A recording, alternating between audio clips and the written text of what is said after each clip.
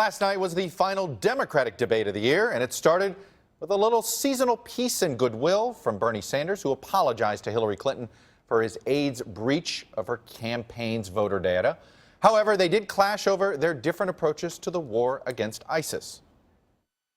We will not get the support on the ground in Syria to dislodge ISIS if the fighters there who are not associated with ISIS but whose principal goal is getting rid of Assad don't believe there is a political diplomatic channel that is ongoing. I think we have got to get our foreign policies and our priorities right. It is not Assad who is attacking the United States. It is ISIS. And ISIS is attacking France and attacking Russian airliners. The major priority right now in terms of our foreign and military policy should be the destruction of ISIS. Senator Sanders joins me now. Senator, welcome back to Meet the Press, sir. Thank you very much, Chuck. I want to pick up on the ISIS comment because you said something else in here that caught my eye. You said you were talking about, look, we could get rid of Saddam Hussein, but that destabilized an entire region. We could get rid of Gaddafi, a terrible dictator, but that created a vacuum for ISIS. And we could get rid of Assad tomorrow, but that would create another political vacuum. Let me ask you this. Would the Middle East be more stable today with Saddam, Gaddafi, and Assad all sort of strong men in charge? Well, the answer is all three of those guys are terrible dictators. And the goal is through a democratic process to get rid of terrible dictators. But the simple answer to your question is, I think, yes, the region would be much more stable.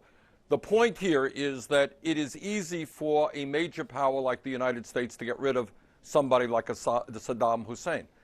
But the reason I opposed the war in Iraq is I worried very much about the destabilization in the region and what would happen the day after. And sadly, many of the concerns that I had turned out to be right. Similarly, in Libya, Gaddafi, terrible dictator, gotten rid of. Right now, ISIS is gaining ground in Libya because of all of the destabilization in the region and all of the turmoil. So I think what you need is coalitions, broad coalitions, to work together to create a process by which we remove people or through democratic change. Well, but the problem, as Secretary Clinton pointed out, is that ISIS and a lot of the people that you want in this coalition, you know, Arab boots on the ground rather than U.S. boots on the ground, they're more concerned with Assad than they are ISIS. And if our priority isn't to get rid of Assad, they won't join this coalition. Isn't that the catch-22 here, sir? Look, I mean, that's a fair point, and no one denies this is a complicated issue.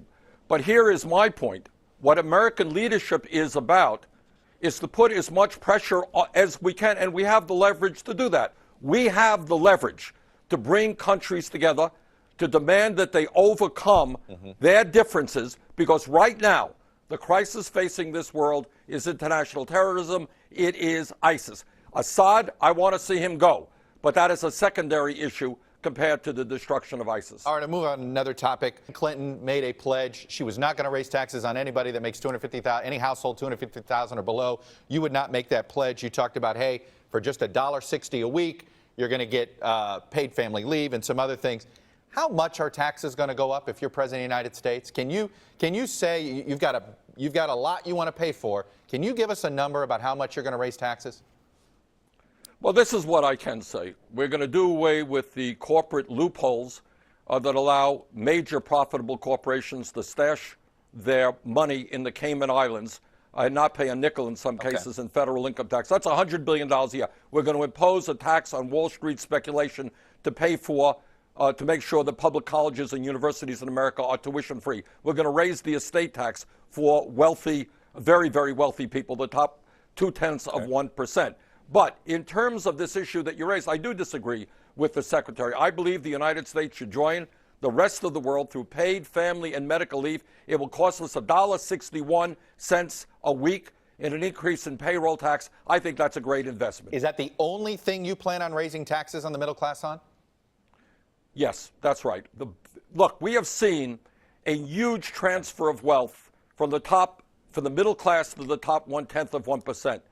And I think it is appropriate to ask the wealthy and large corporations to start paying their fair share of taxes. All right, let me move quickly to this DNC issue. Do you believe the DNC is treating you fairly? I think in this instance they did not. On 2 occasions now, Chuck, in the last several months, breaches have occurred as a result of the incompetence of DNC vendors, 2 separate vendors. And then what happened is, our first time, our staff said, hey, we got information from the Clinton campaign. They did the right thing. They went back to the DNC and the vendor. Second time, some of our staff screwed up, and I apologize for that.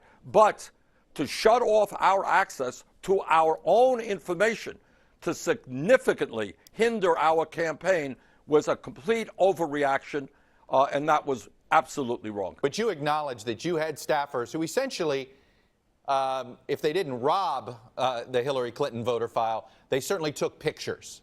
Hold on, Chuck, let me just say this. Let's be clear. Okay. As a result of a breach caused by the DNC vendor, not by us, information came into our campaign about the Clinton campaign. Magically? We didn't go out and take it. It magically came there, or you had a staffer Yes, that got that's it? what the... You believe No, it that's what the accidentally breach- came in. Okay. Go ahead. Well, that's not dispute. There was a breach caused by the incompetence of the DNC vendor. That information came into our campaign. First time it came in, our staff did the right thing. They said, hey, we got information from the Clinton campaign. We don't want this. And they went to the DNC. The second time, a staffer or more, we don't know yet, we're doing that investigation, screwed up. And we have fired that person. Point is that the DNC then proposed, because of the initial screw up on their part, to take away our access to our own information, which significantly hampers our campaign. Fortunately, that has been resolved. All right. Senator Sanders, I'm going to leave it there. I know it was a late night, early morning. Appreciate you coming on for a quick post-debate wrap. Good. Hey, NBC News fans, thanks for checking out our YouTube channel. Subscribe by clicking on that button down here, and then click on any of the videos over here to watch the latest interviews, show highlights, and digital exclusives. Thanks for watching.